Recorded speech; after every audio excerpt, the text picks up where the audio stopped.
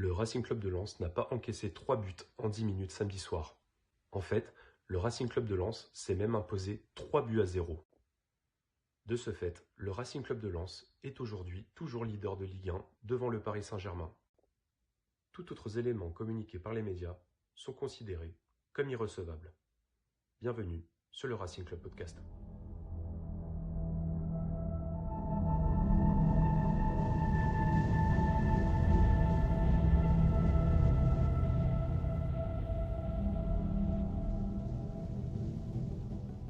Salut Rémi, salut Lucas, salut à tous. Merci d'être avec nous. On est très heureux de vous retrouver pour débriefer cette magnifique victoire du Racing Club de Lens. Le Racing qui s'est imposé 3-0 au Stade Bollaert face à l'AS Monaco. Un match incroyable. On va bien sûr débriefer cette victoire, large victoire des Lensois. Salut Lucas, comment ça va ? Bah ça va, la forme Val, heureux après un week-end justement réussi du Parfait. côté de Bollaert, donc non, tout va bien. Et toi Rémi, toi aussi satisfait de ce week-end ? Comme un leader de Ligue 1. Tout Ouais. va bien, oui. Les doigts dans le nez en plus ce match face à Monaco. On va parler des 3 buts évidemment, surtout celui de Ryan Fofana qui a encore marqué en fin de match. Est-ce qu'on assiste à l'émergence d'un grand neuf ? On va en parler évidemment dans ce podcast. Et puis on parlera de ce stade en fusion, le stade Bollaert, qui a fêté comme il se doit cette victoire 3-0. Et puis Pierre Sage évidemment qui bat aussi le record de victoire de Francaise à l'époque, 2022-2023. 11e victoire consécutive au stade Bollaert. Un samedi de rêve, messieurs. Pour débuter le débrief, Lucas, j'ai envie de te lancer tout de suite. J'ai le sentiment que jamais on a senti Monaco en mesure de rivaliser avec le Racing samedi. Bah oui Val, en fait, Lens, c'est un peu le concasseur de rochers de Ligue 1, on a l'impression. C'est un match dans la lignée du 4-1 de cette saison, dans la lignée du 4-0 de l'an passé. La partition était quasi parfaite, de ce but magnifique d'Edouard, la volée magnifique, le style en plus dès la 3e minute, à celui de Thauvin aussi en début de seconde période. Puis comme tu l'as dit, ce Ryan Fofana qui vient boucler le coffre-fort et qui jette la clé, un 6e but pour lui. C'est fort, gagner 3-0 face à ce Monaco-là, ce Monaco Ligue des Champions, ce Monaco des Ansu Fati Zaka Balogun, c'est génial quoi. Chapeau, les doigts dans le nez. Rémi, après Paris, on a encore vu un Racing Club de Lens qui déroule face à son adversaire de Ligue 1. Oui, et surtout, alors, t'as mis en avant Lucas les buteurs. Moi, j'ai envie de mettre en avant la garde arrière. Ce sont que des petits jeunes. Ils ont tenu difficile face à des joueurs d'expérience comme ça. On a un Robin Risser qui a été exceptionnel et on sait très bien qu'il était observé dans les tribunes. Ouais. Donc, ça sent bon pour l'équipe de France, ça, ouais. Ah, c'était un week-end de rêve, oui. Ouais, week-end de rêve. Bon, on va arrêter de se voiler la face, les gars. Aïe, aïe, aïe. T'es sûr que tu veux pas continuer là-dessus? Ah ouais. Non, on est 2e, oui. Ah bah oui. Ouais. Ah ouais, on n'est pas bien regardé. Bon allez, on va vraiment débuter le débrief de ce match. Un peu moins drôle, un peu moins flamboyant que ce qu'on a voulu le croire, que ce qu'on a voulu voir dans ce début d'émission du Racing Club Podcast, 7e émission. On est ensemble pour débriefer cette défaite, malheureusement, des hommes de Pierre Sage, 3-2. Après avoir mené quand même 2-0, on s'est dit que, franchement, le début de notre émission était presque vrai dans la réalité, en tout cas jusqu'à la 60e minute. Et puis après, patatras, le match a basculé. Pour débuter le débrief, quand même, messieurs, parce qu'on parlera des choses qui vont moins bien après, notamment les absences. Les absences diverses, notamment les absences en défense, mais également les absences sur le terrain, puisqu'il y avait des joueurs qui étaient pas disponibles sur ce match-là. Mais d'abord, j'ai envie qu'on parle quand même des choses qui plaisent, c'est-à-dire le début de match du Racing. Et comme tu as voulu en parler, Lucas, ce premier but, dès la 3e minute, on a vu un enchaînement incroyable. On s'est dit, le Racing est sur la lancée de son match à Paris, quoi. Ah ouais, moi je rigolais pas du tout avec mon intro.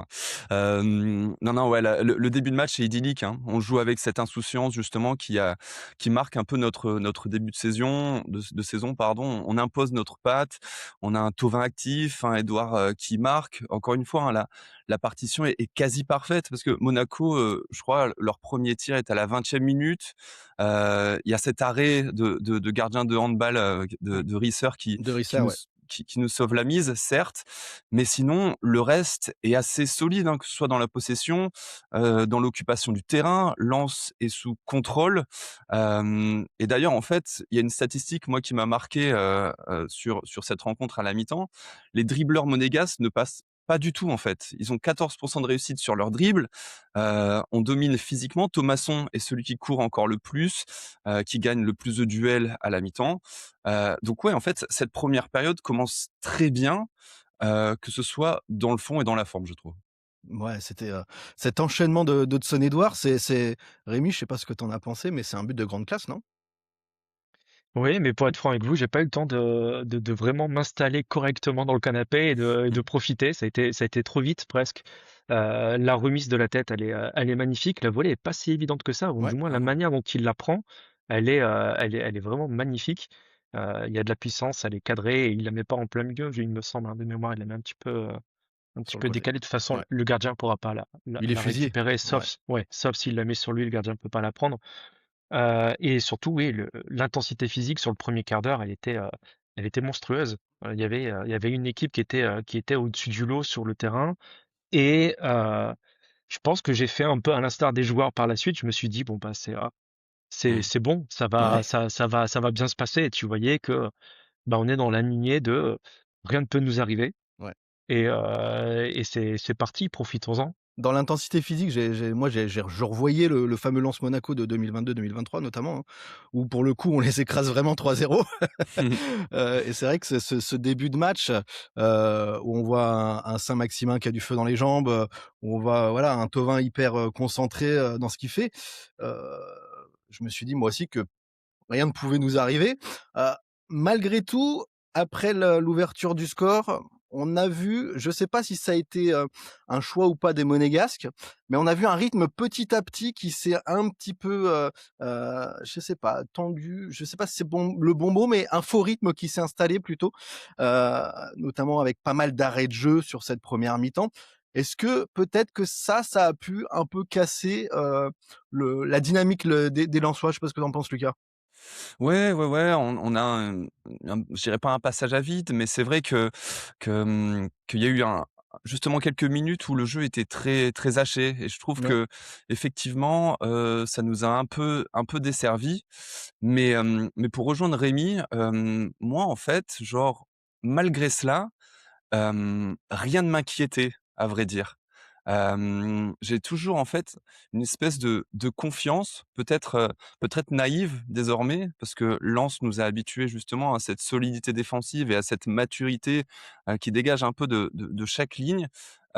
Malgré, en fait, ce jeu haché, malgré ces temps de jeu, jamais je me suis dit qu'on allait prendre l'eau à n'importe quel moment de la rencontre, quoi.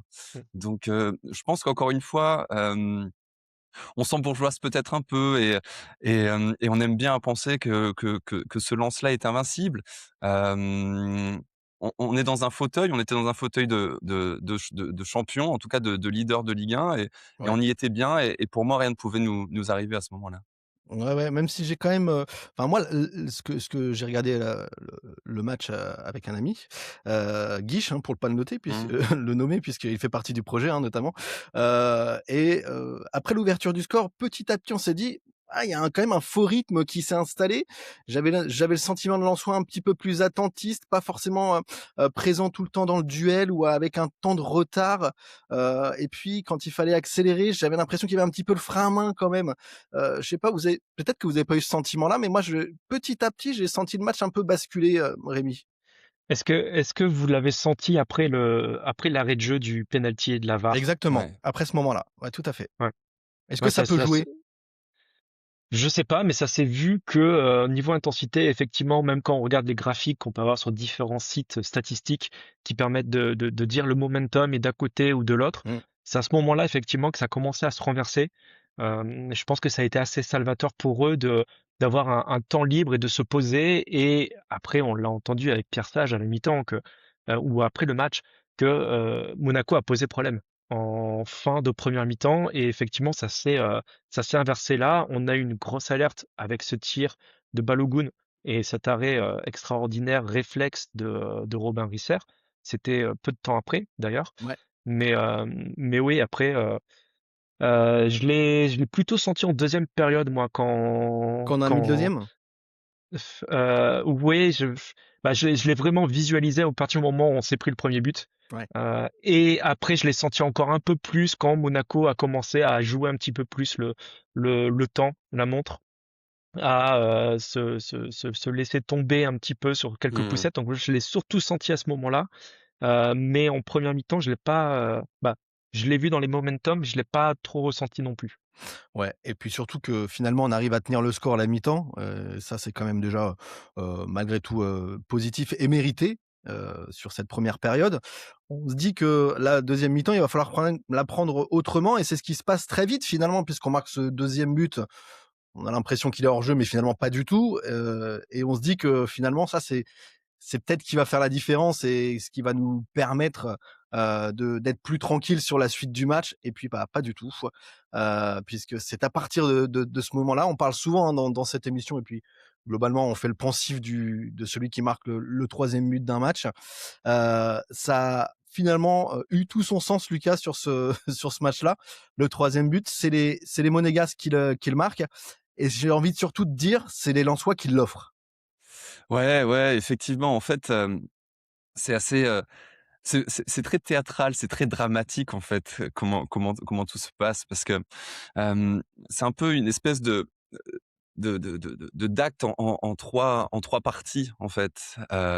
Il fallait marquer ce troisième but, c'est Monaco qui le met justement, comme tu l'as dit, dans un espèce de chaos, de confiance, totale entre, différents mauvais choix. Parce qu'en fait, finalement, cette fissure, ce premier but, c'est pas vraiment un exploit de Monaco, c'est une succession de petits renoncements lensois. Donc il y a Thauvin qui revient dans le trafic, Edouard qui n'appuie pas sa passe, Balogun qui s'en sort face à deux molosses qu'il a sur le dos et Est-ce Risser qu'on n'a qui pas fait un peu de zèle? ouais, peut-être, et puis Risser qui se trouve un peu en fait, personne n'est vraiment coupable, mais tout le monde a un peu sa part de responsabilité sur ce but. Chaque Lensois doit faire mieux, et je pense que le poison, en fait, arrive à partir de là. Donc est-ce que c'est du zèle?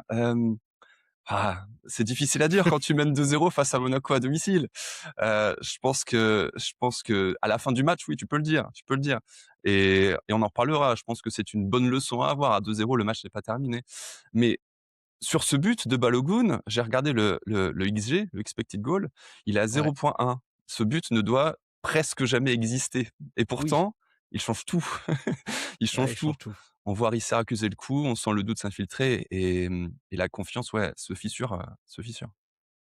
Et tu dis que, c'est un petit peu la faute de tout le monde finalement. Je te rejoins un peu sur l'enchaînement qui fait qu'on prend ce but-là. J'ai malgré tout envie et en même temps, on va peut-être répondre à une question d'auditeur parce qu'on vous permet de poser des questions à chaque émission. De faire un petit focus sur Robin Risser. On va peut-être faire un échange tous les 3 là-dessus. Moi, j'ai le sentiment, je sais pas ce que tu en penses Rémi, et après on posera la question de l'auditeur, que si Robin Risser se trouve pas, enfin cette frappe, elle est pas si dangereuse que ça, quoi. Moi, j'ai l'impression quand même qu'elle est quand même pour Robin Risser, ce premier but.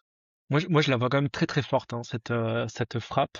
Oui, il a une part de responsabilité, mais de toute façon, comme l'a dit Lucas, je ne mettrai pas son nom comme étant le principal fautif Ouais, là-dessus. ouais. Donc voilà, on a vu effectivement, après, je n'ai pas compris pourquoi sur les réseaux sociaux, des comptes dire, ça y est, il s'est loupé, il Et ira pas à la justement Coupe du Monde. justement, je vais poser la Euh, question, mm. de Tiré, bon, c'est comme ça qu'il s'appelle sur Twitter, sur X.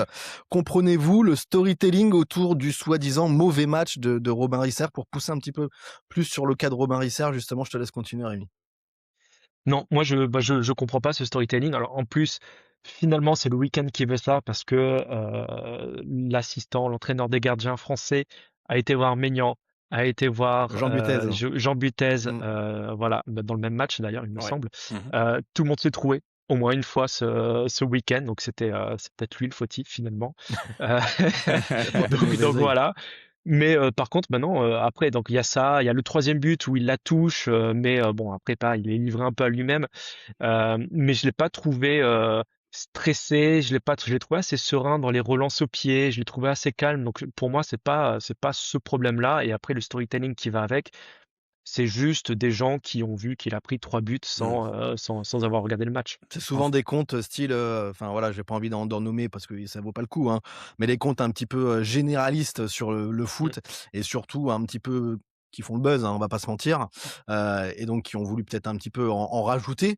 Je crois que Lucas, tu avais envie aussi un peu de peut-être défendre Robin Risser, sur tout ce storytelling qu'on a pu voir? Ouais, totalement, comme je l'ai dit, hein, moi je lui en veux pas, enfin, j'en veux à personne d'ailleurs.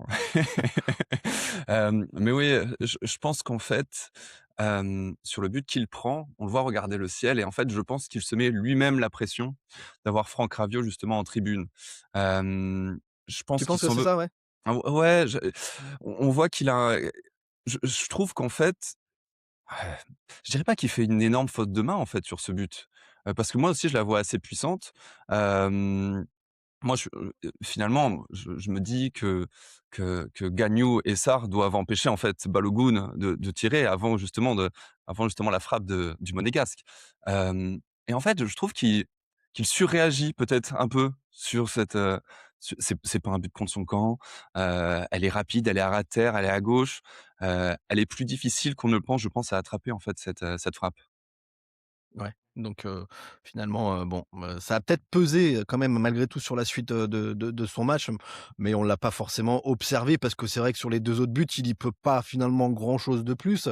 Non, du tout. Ansu Fati, il est Ouais. tout seul. Bon, voilà, il se fait lober peut-être, mais en tout cas, il est tout seul. Donc s'il sort pas, il se prend probablement le but, différemment, on sait pas. Et puis sur la tête de Zakaria, j'ai envie de dire qu'il y a peut-être d'autres gens qui sont, coupables avant Robin Risser, Bien sûr. sur cette tête de Zakaria. Lens avait tout pour le gagner ce match, hein, quand on regarde quand même, heu, les formes du moment, quand on regarde le Mmh. scénario du match, Mmh. quand tu mènes 2-0, et surtout, hormis cette action en première mi-temps et je parle avant, hein, la réduction du score des Monégasques, hein, heu, on n'a pas senti un Racing mis forcément en difficulté, dans ce match-là, Rémi? Non, non, mais ce match était bizarre, hein, comme vous l'avez dit, le rythme, tout était bizarre. Même le deuxième but, hein, finalement, de Thauvin, il n'y a pas vraiment eu de célébration parce Mmh. qu'il pensait qu'il l'avait pas marqué. Donc je pense que ouais, même moi, je me suis dit, ça y est, c'est 2 euros, c'est fait, c'est emballé, on n'en parle plus parce qu'on est habitué à ça. Alors voilà, mais Monaco avait quand même montré de belles choses sans pour autant être super dangereux. Mais ça montre surtout une chose, c'est que ce soit Monaco, que ce soit Metz, que ce soit Marseille, si on n'est pas à 100%, ça fait tout de suite, on se fait corriger derrière et on peut pas se permettre ça finalement. Ouais, mais on a quand même vanté souvent notre solidité défensive, Mmh. Mmh. ce qui est le cas, hein, puisqu'on était encore la meilleure défense du championnat avant ce match-là, avec, un Robben Risser aux portes de l'équipe de France, si on écoute, les échos, du moment. Comment expliquer que d'un coup, et on va peut-être commencer petit à petit à basculer sur notre deuxième moment de cette émission, de ce podcast-là, notre deuxième point. Comment expliquer tout d'un coup une absence totale, un blackout de 10 minutes, parce que finalement ça a duré 10 minutes. Comment on peut expliquer que d'un seul coup, est-ce que c'est peut-être le stress d'avoir pris cette réduction du score? Je sais pas comment l'expliquer. Moi, personnellement, j'ai du mal à comprendre quand on connaît tout ce qui s'est passé avant et quand on sait qu'on est l'une des équipes les plus solides de Ligue 1, Lucas. En fait, le deuxième acte de cette pièce de théâtre, si le Ouais, premier acte, c'est la fissure, le ouais, deuxième, bah, c'est Monaco sans justement l'odeur du sang. Monaco s'engouffre en fait dans cette fissure avec intelligence. En fait, la faille est technique du côté lensois, mais la conséquence est totalement psychologique. On le voit en fait après leur premier but, ils ne font qu'allonger sur Gagnou et Selic, ils testent nos centraux, ils multiplient les duels, ils insistent et là en fait, l'intelligence de Monaco, c'est d'être malicieux. Ils jouent beaucoup à l'expérience. On parlait justement de ce moment où il y a plein de fautes, où tous les duels vont dans leur sens, où toutes les fautes sont sifflées dans leur sens. C'est la vraie malice en fait qui commence à apparaître. Et je pense qu'en fait, on le voit aussi sur ce deuxième but. Si tu me permets justement d'avancer un peu sur ce ouais, sur ce vas-y, but vas-y, ouais. monégasque. En fait, Caio Henrique, je pense pas qu'il y ait faute sur lui en fait sur le coup franc. Il saute pas au duel avec Saoud. Il se jette un peu à terre. Heu le Brésilien joue très bien le coup, mais voilà, enfin, et le coup franc, en fait, c'est encore une fois de la malice. Zakaria permute, en fait, au début, il est Selic au marquage. Finalement, c'est Udol qui vient au marquage. On parle quand même de 12 centimètres de différence en termes Ouais, de taille. ouais, quand Euh, même, hein. je pense que tous ces détails, justement, de malice et d'expérience, d'un Caio Henrique qui va se jeter, d'un Zakaria qui va permuter au marquage, ce n'est pas un détail, c'est justement, en fait, de l'expérience. Ouais. Et quand tu parles de malice, Lucas, est-ce que tu vois, ou toi aussi, Val, des joueurs en soi aujourd'hui qui ont de la malice? Non. Peut-être un Ah, peut-être un Saint-Maximin ou Thauvin, un à la limite, Thauvin, pourrait ouais. en avoir un petit peu. On l'a vu dans certains Mm. matchs à faire un petit peu preuve d'expérience, même dans le chambrage un petit peu. On repense à Toulouse notamment où, voilà, il avait peut-être, un petit peu a abusé, mais ça fait partie aussi du jeu de chambrer un petit peu. On l'a vu d'ailleurs en fin de match, face à Monaco là, où, ça s'est un petit peu chauffé, hein, entre Mmh. des gens un peu Mm. plus d'expérience et puis de la jeunesse, style Ismaël Logano notamment.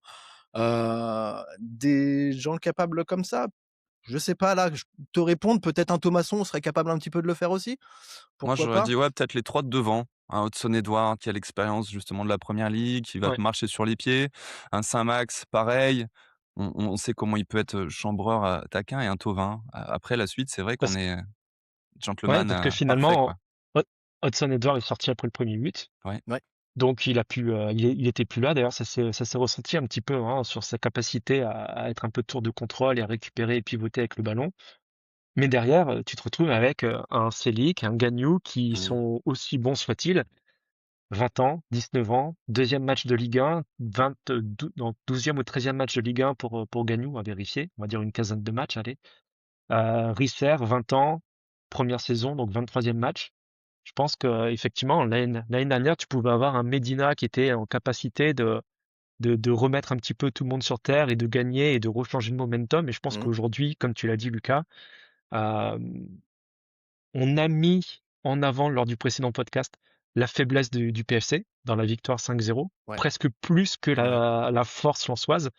Moi, je mettrais la même chose ici, c'est la force de Monaco et l'expérience d'un groupe qui est rodé à ce type d'exercice Et versus à des et jeunes. pourtant, il manquait quand même pas mal de joueurs, hein, du côté de Monaco, je Ouais. crois une douzaine de joueurs, Ouais, étaient absents. Quand tu regardes la compo, moi j'ai vu la compo, je me suis dit, «Ah oui, c'est pas les titulaires habituels quoi, qui a hormis Balogun peut-être, Denis Zakaria».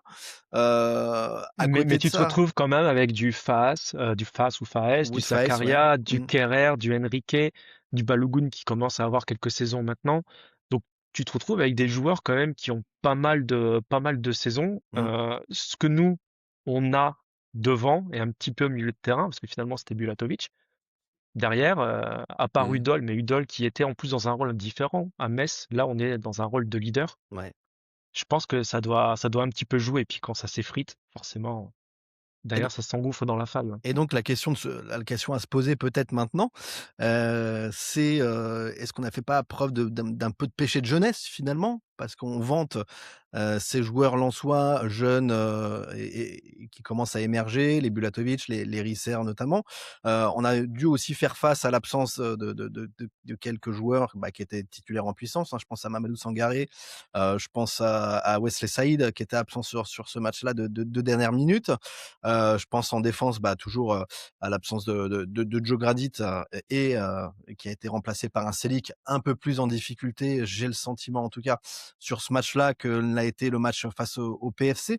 Est-ce qu'il n'y a pas eu peut-être aussi, ce match-là n'a pas montré une certaine limite dans ce genre de match, d'avoir, quelques jeunes, trop vite lancés dans le bain de la Ligue 1? Je sais pas qui veut répondre. En fait, mais moi je veux bien. En fait, Ouais, ce serait difficile en fait d'avoir vanté, justement la maturité de nos jeunes, durant ces derniers matchs et les descendre, à la première défaite. mais En sans les fait, descendre, juste faire un constat. ouais, ouais, bien sûr, mais en fait, la question, c'est pas sont-ils trop jeunes, c'est Mmh, ont-ils déjà vécu ce genre de tempête? ouais. Et maintenant, oui. Donc je pense que pour moi, c'est un superbe apprentissage pour la suite, à la dure, certes, un apprentissage à la dure, mais qui ne peut être que bénéfique pour la suite. Je vois évidemment où tu veux aller, Val, avec la question des absents. En fait, c'est très difficile d'analyser ce match via le prisme des absences, car à 2-0, jamais en fait on se pose la question. Lorsque Mm. Sangaré était absent lors de la CAN, on ne s'est jamais posé la question sur son absence, puisque Bula faisait très bien le travail. Ces derniers matchs, Beidou nous a manqué, certes, mais on s'est jamais vraiment posé la question. peut-être contre Marseille, même si c'est une défaite. Ces deux défaites sont pour moi totalement différentes dans le contenu. Bien sûr. Oui, l'absence de Saïd est peut-être handicapante dans ses automatismes. Avec Udol, et j'aimerais peut-être aussi faire un point sur Udol juste après, peut-être d'un point de vue tactique, parce qu'on l'a très peu vu Ouais. offensivement sur ce match. Mais en fait, j'ai beaucoup de mal à me dire moi que l'absence de ces trois joueurs nous coûte aujourd'hui. Ceci étant dit, quand tu affrontes une équipe du calibre de Monaco, non pas dans sa force collective, mais dans la qualité de ses individualités, oui, tu peux peut-être évoquer la limite de l'effectif lensois, non pas en termes de qualité, mais en termes d'expérience. Oui, ton meilleur défenseur te manque, oui, ton meilleur milieu de terrain te manque, oui, ton meilleur buteur te manque, mais en fait, je pense que les limites de l'effectif ne sont pas ressentir en termes de qualité, mais plus en termes de maîtrise des moments clés sur ce genre de match. Ouais, Mm. ouais, je suis d'accord. Tu es Et d'accord avec ça, Rémi, aussi?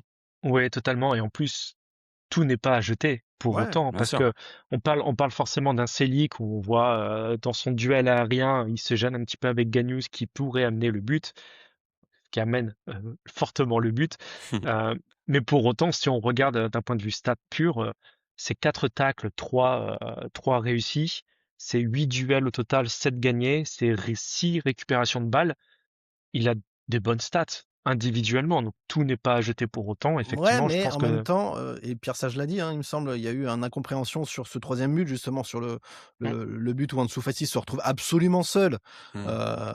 et bah, il y a Gagno et Selic qui sont, dans la boucle, hein, de ce but-là, ouais, qui ont eu du mal peut-être à se placer, à correspondre entre les 2. Donc c'est en ça que ma question amène aussi, tu vois, ce genre de but, c'est celui qui te tue en plus, finalement le but du 3-2. ouais, après, il reste quand même pas mal de temps pour essayer de revenir derrière, même si effectivement ça met un gros coup au moral. Mais je pense que la jeunesse, on le sait, il y a les avantages, les inconvénients, le manque d'expérience, ça en fait partie. On pourrait mettre ça sur du manque d'expérience, ce retournement de situation.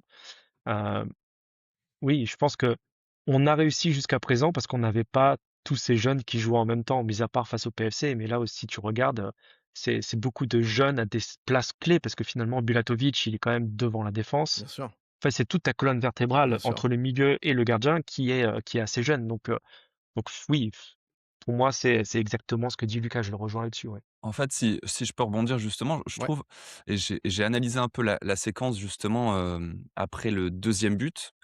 Au coup d'envoi, en fait, tout le soufflet lensois retombe.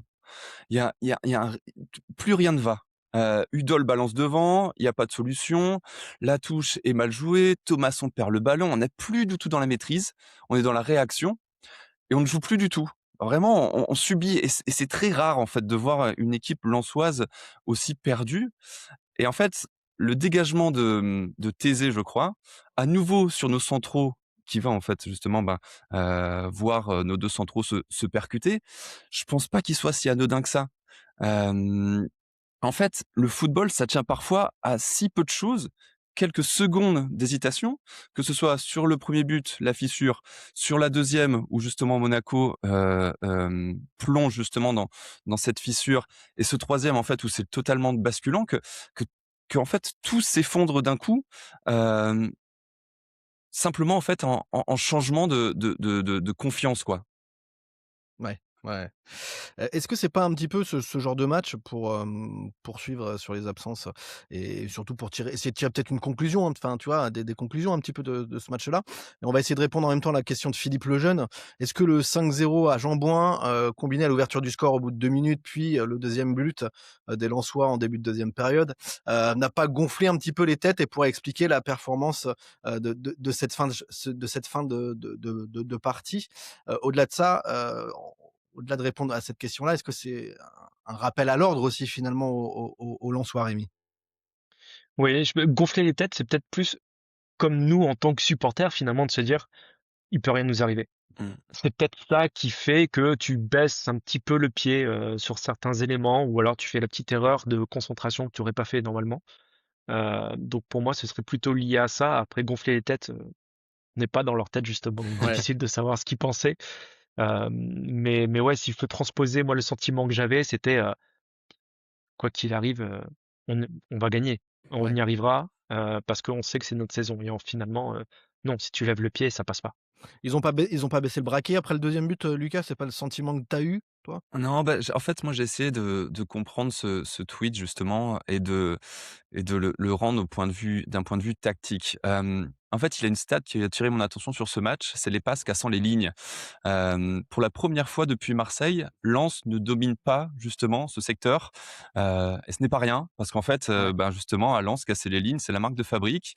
On progresse verticalement, on trouve l'espace entre les lignes pour désorganiser l'adversaire et en fait, ben, quand Lens domine cette stat, l'équipe impose son rythme, contrôle un peu le terrain et là, c'est Monaco qui l'a fait en fait finalement. Mmh. Ah, Lens a c'est hyper soit intéressant ça. Mmh. Ouais, Lens a ouais, et c'est assez marquant en fait, au final, parce que, on peut dire oui, excès de confiance ou, erreur de jeunesse, mais tactiquement, Lens a moins avancé dans le jeu. Monaco a percé un peu plus le bloc lensois. Dans les 2 cas, il y a moins de maîtrise, du côté lensois. On parlait des absences certes, mais oui, peut-être que sans Sangaré, tu as moins de projections, tu as moins de relais.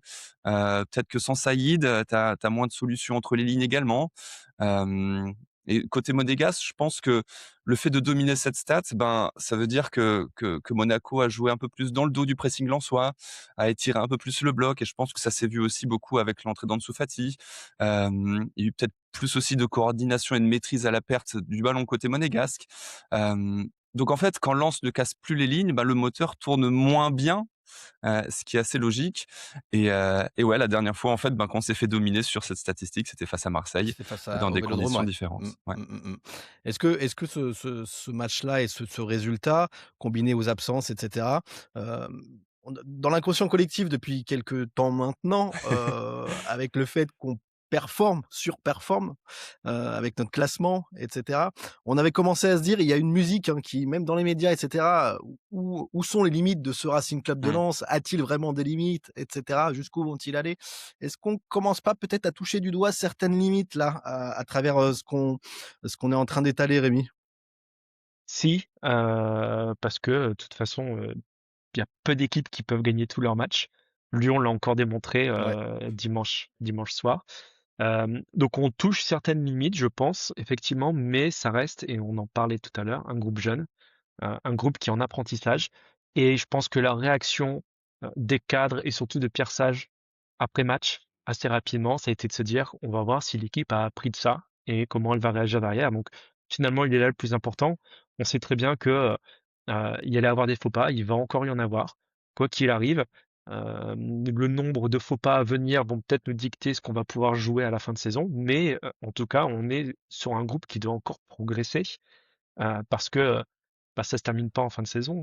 Il y a encore une saison prochaine à jouer. Il faut ouais, qu'on se bien sûr. prépare aussi à tout ça. Donc du coup, ouais, on touche des limites. Par contre, est-ce qu'on va être en capacité de les repousser? Elle est là, la vraie question maintenant. Ouais, et d'être en capacité encore une fois de rebondir, hein, c'est ce qu'on disait après le match face à l'OM.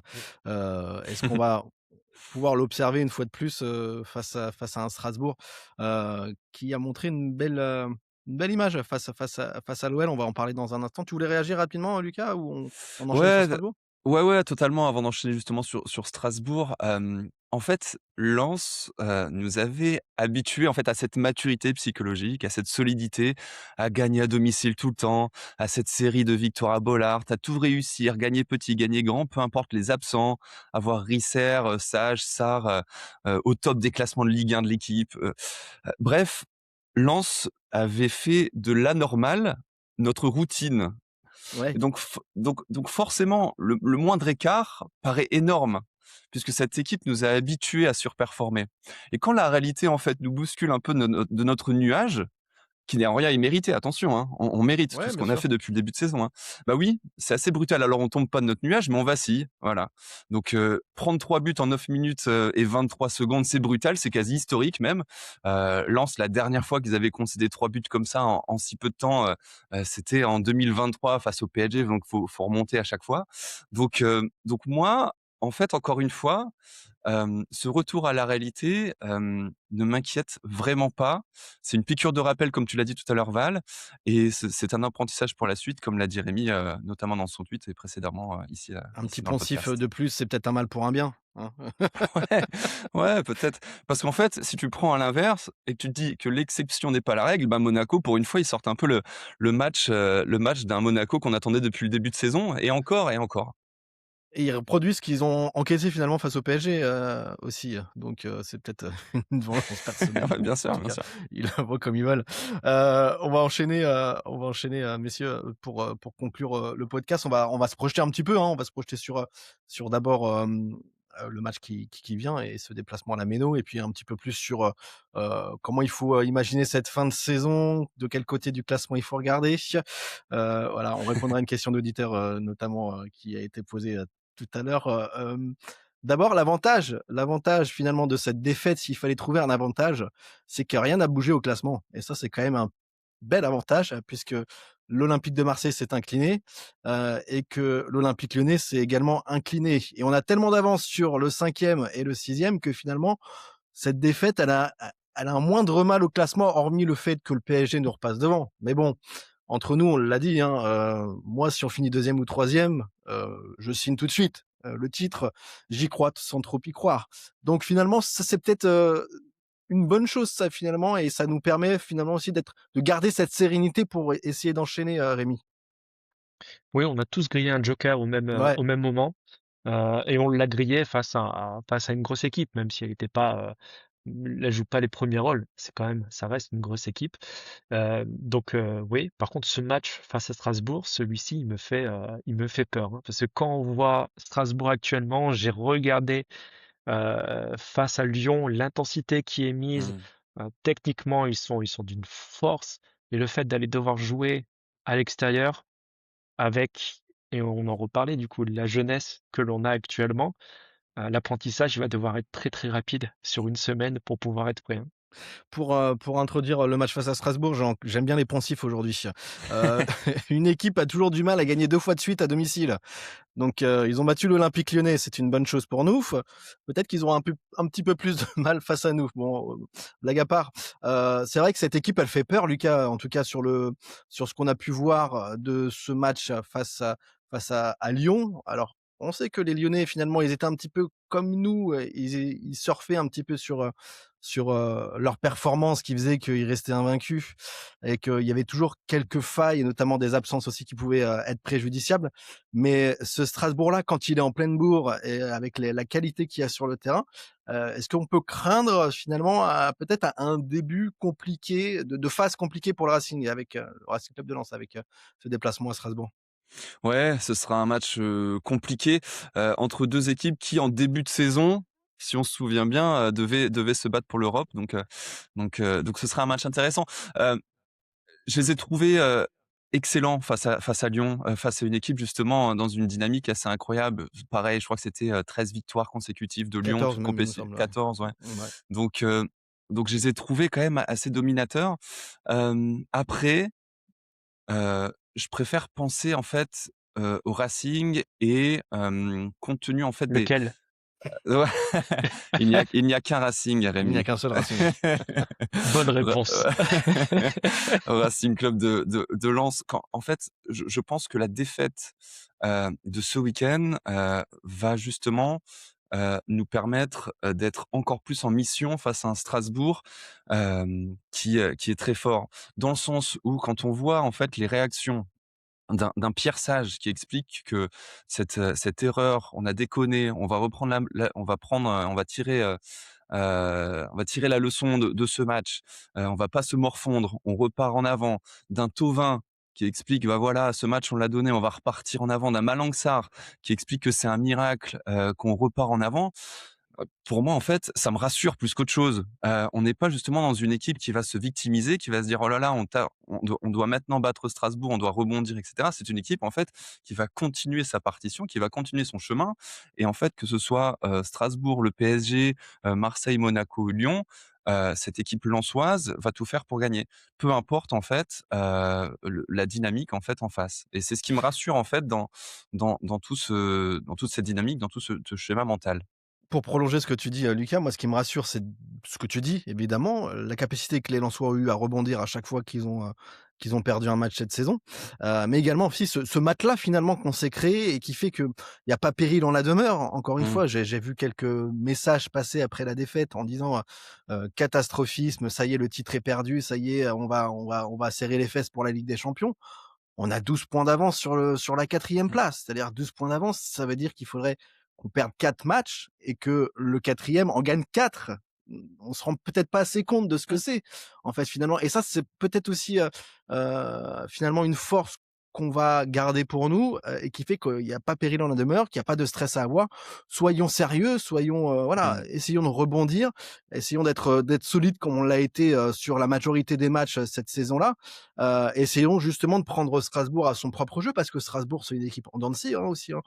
On va pas, finalement tirer, un tableau, irréprochable, des Strasbourgeois cette saison, hein. Ils sont quoi? 6e, 7e aujourd'hui. Alors c'est vrai, ils ont performé en Conference League, mais en Ligue 1, c'est plus difficile. Avant d'égaliser face à l'OM, ils prennent le bouillon pendant, 70 minutes, au stade Vélodrome face à un Marseille, qui est pas le meilleur Marseille, cette saison, qu'on a pu voir.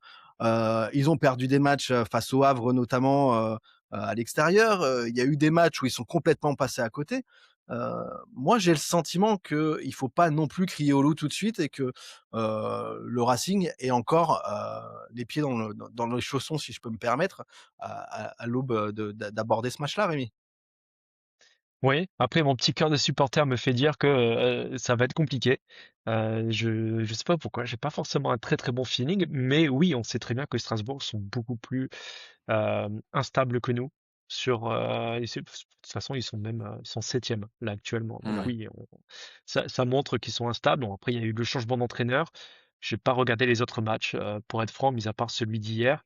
Mais oui, après on a notre destin entre nos mains, donc c'est à nous d'y aller et surtout alors match après match, oui, mais aussi de préparer le match qui viendra encore après en milieu de semaine Match de Coupe avec de la Coupe de France. France. Ouais, c'est vrai Mm. qu'il y a ce match-là aussi, hein. On va peut-être en toucher un petit mot, avant la fin, même si on aura le temps d'en reparler, hein, dans le prochain numéro du Racing Club Podcast. Mais d'abord donc ce match face à Strasbourg et puis plus, généralement si on ouvre un petit peu le champ de vision, hem, bah, voilà, une journée après l'autre, ça commence, finalement à approcher petit à petit, ce classement-là. Je le disais, hein, toujours 12 points d'avance sur la quatrième place. J'ai envie de faire réagir Lucas à une question d'auditeur là qu'on a eu aussi sur X. Heu, Picon Jambière qui nous dit: «Après cette défaite, doit-on définitivement regarder derrière nous au classement plutôt que devant?» Alors je rappelle que le PSG a battu le FC Metz et que le PSG a repris sa première place avec 2 points d'avance sur le Racing Club de Lens, ce qui était le cas avant ce match, qu'ils Ouais. ont perdu face à Rennes, finalement. Lucas, est-ce que tu as envie de répondre à Picon Jambière? Oui, non, Pico Jambière, tout va bien, ne t'inquiète pas, que continuons en fait à regarder devant. Non, mais surtout qu'en plus il y a un Olympico, qui se Ouais. dessine, et des points vont également être perdus en fait de ce côté. Hem, donc non, pour moi, ça ne sert à rien de regarder derrière, regardons devant. Essayons justement de mettre cette pression, continue sur le PSG, à encore une fois écrire notre propre histoire sans se soucier justement des équipes qui tentent en fait de nous mettre un peu la pression. Je pense qu'en fait regarder derrière, ça nous mettrait justement un stress inutile. Hem, on l'a jamais trop fait en fait depuis le début de saison, pourquoi on commencerait à le faire aujourd'hui? Ouais, ouais, je suis d'accord et puis, Ouais. je veux dire, il y a que 2 points d'avance, hein, pour le PSG, Rémi. Oui, mais effectivement, on le voit dans tous les autres sports, que ce soit le vélo, même le biathlon ce week-end. À partir du moment où on regarde derrière, ça veut dire que, on est plus sûr de ses forces et que, on a peur de ce qui arrive et que c'est plus entre nos mains, alors que finalement, c'est entre nos mains. On a encore 7 points d'avance, c'est beaucoup, mais surtout, je pense que on a un plan qui a été dicté par Pierre Sage et le staff, avec des étapes à mener sur les différentes qualifications de Coupe européenne. Donc, du coup, il faut juste y aller avec ce plan-là et après on verra dans les dernières journées où on en est avec Paris ou les autres équipes. Mais si on suit notre plan de route, il y a pas de raison. Donc moi je dirais effectivement, concentre-nous sur nous-mêmes parce qu'on est dans une situation où on a le luxe de pouvoir se concentrer sur nous-mêmes. Lucas, si Lens ne gagne pas à Strasbourg, C'est la parce fin que du monde. finalement, non, mais finalement, il y a bon, après entre une défaite et un nul, il y a un point. Un point, c'est toujours un point. Mais si Lens ne gagne pas à Strasbourg, est-ce qu'on peut se dire qu'il y a peut-être une mini spirale qui pourrait commencer à s'installer? Parce que finalement, j'ai pas le Mmh. sentiment, c'est vrai que c'est le cas, on n'a pas eu de passage à vide cette saison.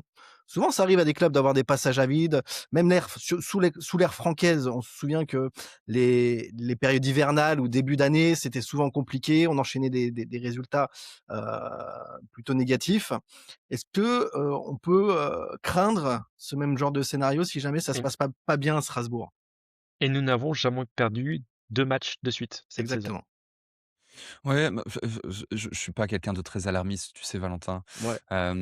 sur ce genre de questions. Oui, effectivement, perdre 2 fois quand tu n'as pas encore perdu 2 fois de suite cette saison, c'est évidemment, ça va mettre au défi, en fait, certains cadres de l'équipe, je pense.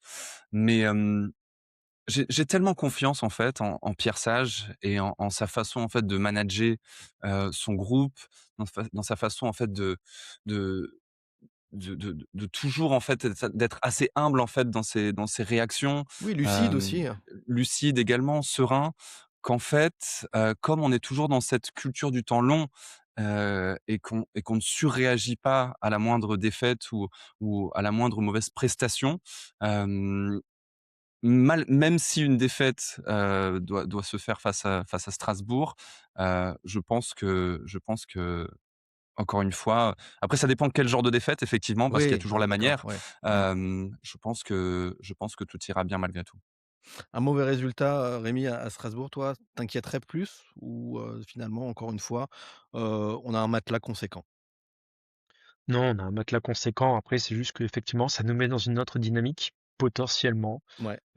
J'ai pas l'impression non plus qu'une contre-performance, ça changerait les têtes. On sait très bien que Lens, c'est un club où on laisse le temps aux dirigeants, au staff, aux joueurs de pouvoir se concentrer sur eux-mêmes. Donc là, j'ai pas trop de soucis. C'est plus nous en tant que supporters.